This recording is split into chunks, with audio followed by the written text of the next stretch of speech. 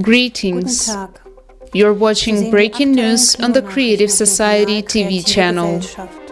In an age of technological progress, people continue to die from natural disasters and their consequences. Pollution, lack of food and water. Our lack of true values has driven us into the impasse of the consumerist format of society. Is there really anything higher than human life and the survival of the planet? No amount of money in the world can stop the climate. We need to find a solution as soon as possible. That is why we invite everyone to join the international online forum Global Crisis We Are People, We Want to Live, which will take place next Saturday, May 7th, 2022 at 3 p.m. GMT. Watch in this episode.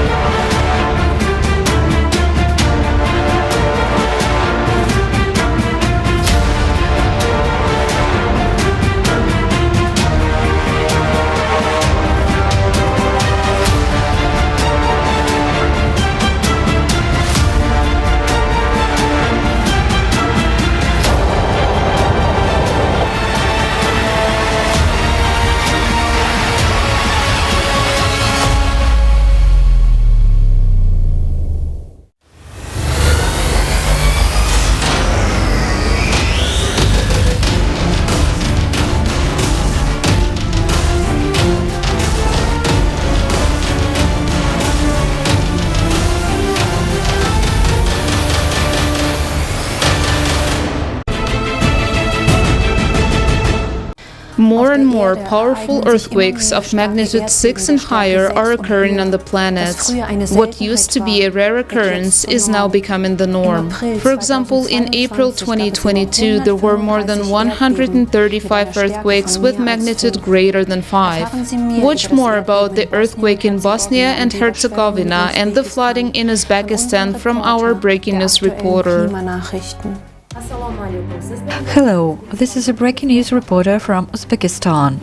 On April the 20th, 2022, mudflows and floods caused by heavy rainfall were observed in several regions of Uzbekistan.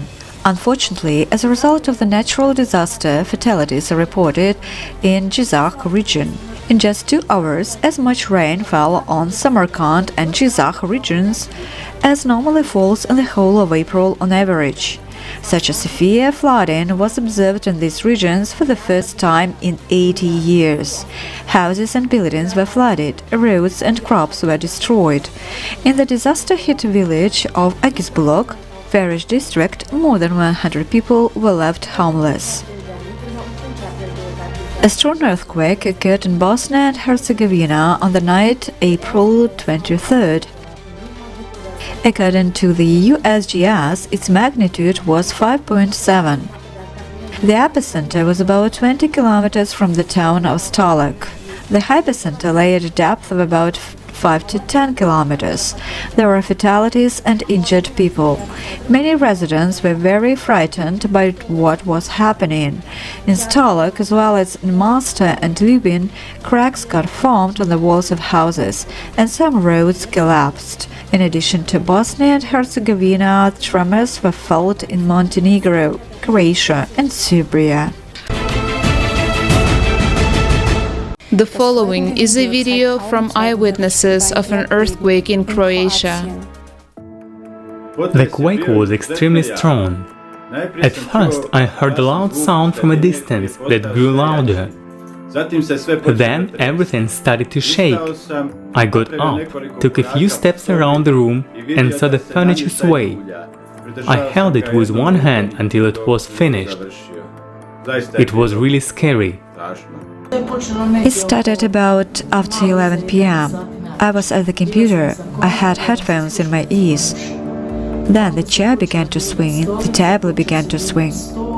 The earthquakes in this area are frequent but usually short. But this time the earthquake simply did not stop. It was getting stronger, worse and worse. There was a noise outside. Fear gripped me, panic. But the most terrible thing was helplessness.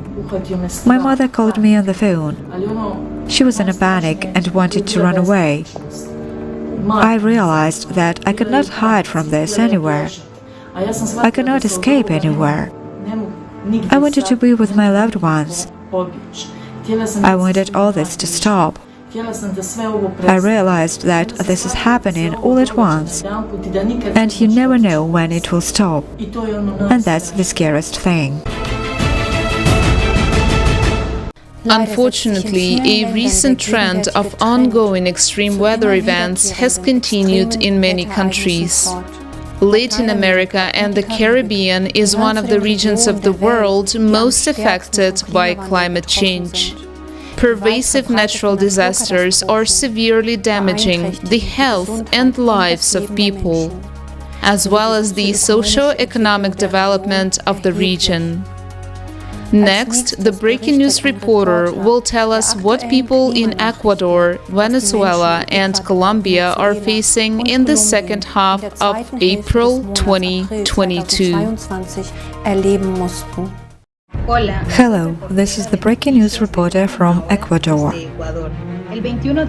On April the 21st, 2022, heavy rains caused the Chintaco River in Ecuador to overflow. In the canton of Santa Isabel, province of Azuay, a powerful landslide occurred and mudflows of water flooded the streets. Unfortunately, casualties and injuries have been reported. Dozens of homes were damaged and destroyed. Nearly 60 kilometers of intercity roads were closed because of the severe flooding. Meteorologists note that the rainfall far exceeded all forecasts. Floods and landslides were also reported in Loja and Cañar provinces. On April the 23rd, a state of emergency was declared in the department of Cundinamarca, Colombia, following floods and deadly landslides. There were casualties and missing people. Homes and roads were damaged. In his statement on April the 23rd, the governor reported that 85 municipalities out of 116 have been affected by severe weather since the beginning of the current rainy season. The disaster affected the lives of 20,000 people. The capital of Venezuela, Caracas, was hit by heavy rains on April the 20th and 21st. Roads and cars were flooded. Other regions of the country also suffered from the consequences of heavy rains. So, in the state of Zulia, the floods damaged buildings, roads and houses, leaving more than 100 victims. Due to the flooding of the Zulia River, more than 20,000 hectares of agricultural and livestock land were affected by the flooding. Families from flooded homes were moved to shelters. A journalist from Ecuador and an eyewitness to the winter's floods will continue the topic of floods and their consequences in Latin America. My name is Julio Cesar Soona. I am a journalist from the city of Guayaquil. Here, in Guayaquil, there is a sector called El Fortin, which is surrounded by water. Then, there are people who build their homes next to these places at their own risk. So what happened? It had been an atypical year because it didn't rain during the first months of the year. It wasn't at all like the winter here, but it was like in the last few days, when the end of the winter period is usually expected. I remember it had not rained, but then, that day, there was a strong storm, as if it was the end of winter. It rained a lot. Everything was flooded. There was a terrible chaos. Why am I talking about the people from El Fortin? Because I had to cover a situation about a family with two small children, an 8-year-old girl and a newborn baby. These rains destroyed their house. And that was not the only thing that happened. Why am I talking about the two little ones?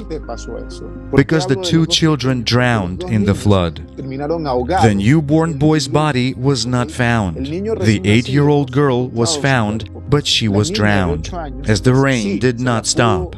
Let's take into account that El Fortin is next to mountains, so next to hills, as we say here.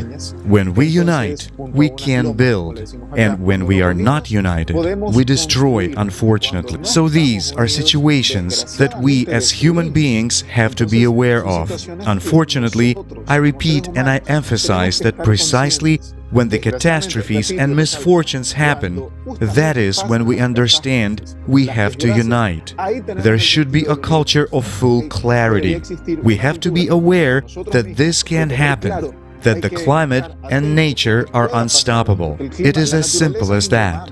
So it can manifest itself in ways that we don't know about, because we're just human. A severe hailstorm lashed parts of North Kashmir, India on April 25, 2022, causing heavy damage to fruit orchards, vegetables, and paddy saplings. This is the second damaging hailstorm to hit the region this month. As per initial data, the loss caused in orchards ranges from 5% to 30%. Now watch more on the consequences of other natural disasters in the world. On April 25th, massive hail, thunderstorms and heavy rain hit Saudi Arabia. This led to flooding in the northern and eastern parts of the country. Due to the large amount of rainfall, the ground in many areas simply could not absorb the water, leading to serious consequences. The situation was most difficult in rural areas. Hundreds of homes were flooded, power lines were damaged, and drinking water supplies were disrupted. Thousands of residents were evacuated. There were also severe dust storms in several regions of Saudi Arabia, resulting in a near total lack of visibility. Large-scale wildfires continue to rage in several states in the western and southern United States in late April. Strong winds and dry weather are contributing to the rapid spread of the fire. The fires have engulfed the states of Nebraska, Texas, Arizona, and New Mexico. Unfortunately, one person was killed and more than a dozen were injured while the fires in Nebraska were being extinguished. New Mexico was hit the hardest, with a state of emergency declared in 5 counties. Hundreds of homes were destroyed. Thousands of people were forced to leave their homes. Because of the heavy smoke, air quality deteriorated in large areas. On April 23, 2022, heavy rain in Rwanda caused floods and landslides. About 100 homes were destroyed and infrastructure was damaged. On April 25th, in the neighboring Democratic Republic of Congo, heavy rains also caused a landslide. Unfortunately, both incidents resulted in casualties and injuries. Next, an eyewitness from Madagascar will describe the situation of those affected by the deadly tropical storm Anna. My name is Enitso Rafalia, and I'm from Madagascar. Or rather, I live in the capital city of Antananarivo. A tropical cyclone called Anna crossed the country and did a lot of damage to the island.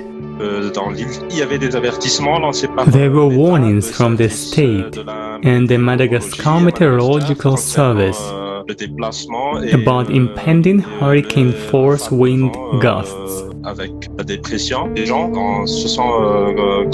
People focused on getting ready, started putting away provisions to survive the cyclone because they were warned.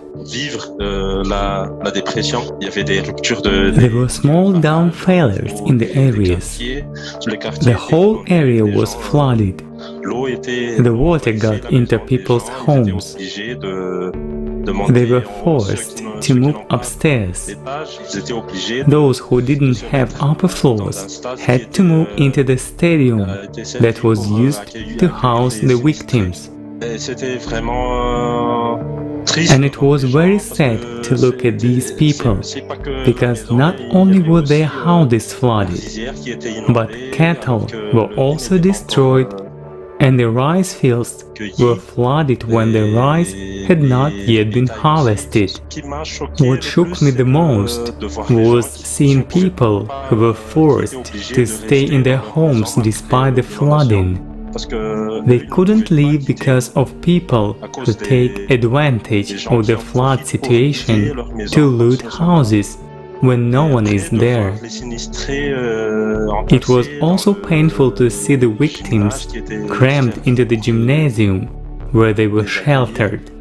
There were many of them, and it was all poorly organized.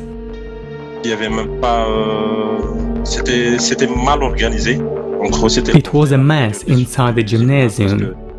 There were a lot of people, mostly women, children, and old people.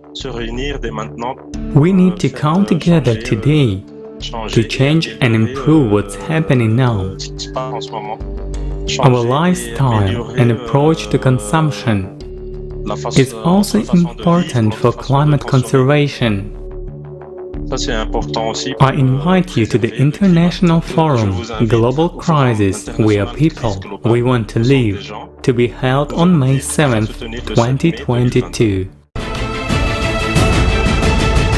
We've seen wars everywhere. We have seen misery, cruelty, and despair. We have seen wealth in the hands of just a few. We have seen toil and endless work from dawn till dusk. But where is our life? We have seen our freedom taken away, and we've got used to all of this. We've become numb and prefer to shut our doors to everything. But the wrath of nature has come, which can no longer bear so much evil and wants to wipe us out like parasites. Let's prove we're human beings who strive for the creative society where human life comes first, where one person respects another, where a human preserves nature and thinks globally about the consequences of his actions. When we work together, we are stronger, and no one can manipulate us anymore. We have already started. We, the people, bring the news to the people. Join us and watch the online forum on May 7th, 2022. Global Crisis, We Are People, We Want to Live.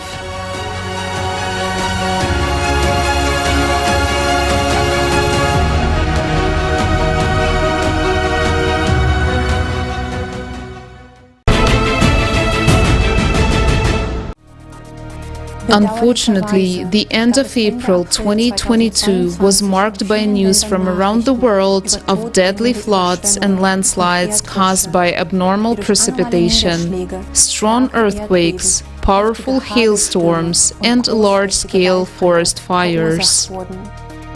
As we can see, cataclysms cover vast areas, endangering people's lives. Therefore, it is very important to cover the problem of climate change by exposing the real causes, namely the influence of astronomical processes and their cyclicity.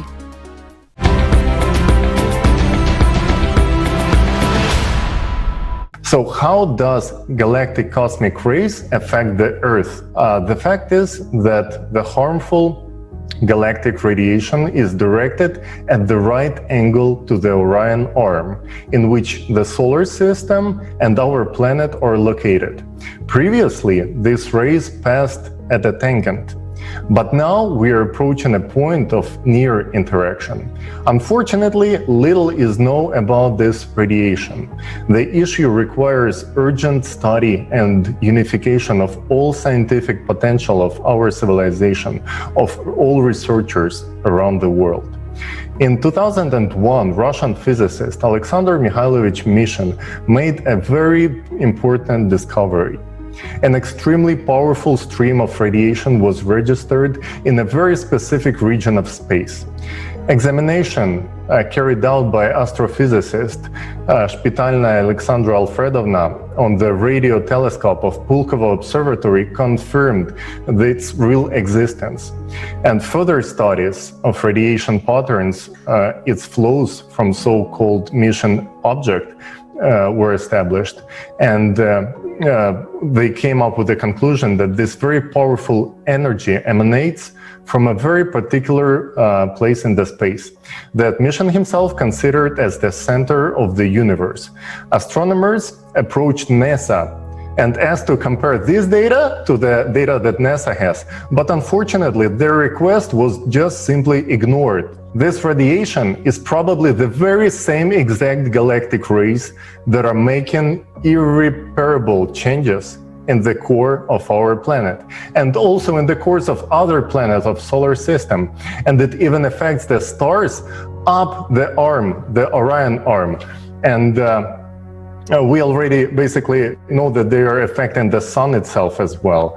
And we know what kind of damage they can do within the 12,000 year cycle. Actually, the cataclysms that are caused by this radiation. So we need to figure out how to take counteraction to this radiation as soon as possible while we still can make this difference. Because very soon it's just gonna be too late. And for that, we need to unite all our potential.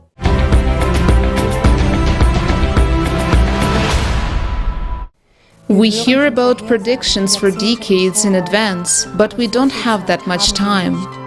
We've now entered the zone of energy impact, and by the time we reach its peak, we should already have the solution ready. It is for this we have to unite the entire global community on the principles of the creative society.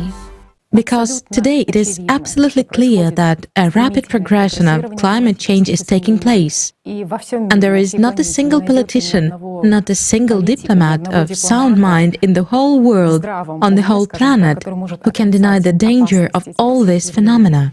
Now it's already hard to deny. Because all over the world, with the cascading, tremendous progression, there happens that which we talked about a long time ago. If before we talked about it, and very rarely someone else tried to talk about it, nowadays even lazy people discuss it. Oh, this trend towards unification, towards looking for ways to unite, is so clearly noticeable that this is already being voiced from all sides, though from different platforms, from different parties. In particular, just off the top of my head, recently the week of the 76th session of the UN General Assembly took place, and, let's say, it was the time when everyone was talking about global concern and the importance of unification, because the representatives of the countries that were present in the USA tirelessly appealed and stated that the international community can only cope with global woes together, only jointly. It can, but not on the model of consumerism. The model itself will divide people. Everyone understands, everyone is aware of this, but it's impossible to unite on this model. Any unification will be merely nominal and it will be ineffective. As we mentioned in the previous video, we won't be able to. It will be impossible to put all of our potential into one goal. Why? Because to begin with, every country has to survive. In the consumerist format, this is very important, especially nowadays, when climate threats are escalating more and more, and disasters are becoming more obvious and more severe. This affects the economy very badly, and the states, well, the states, you know, we are used to saying state. A state is, let's say, an administration or a government. They need to address and make those decisions which would keep their country safe and minimize all these consequences precisely for their country. That is their main task, that's their goal.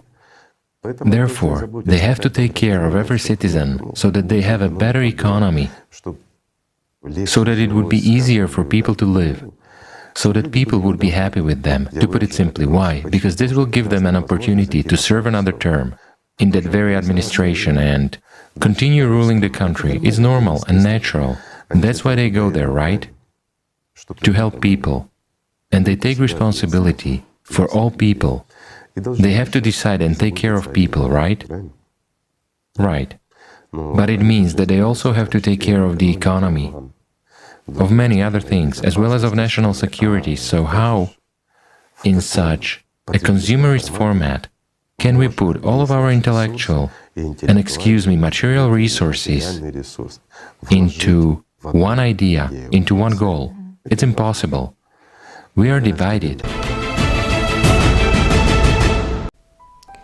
We already have to change the consumer format of society into a creative one, in order to create all the necessary conditions for finding solutions to all of humanity's crises.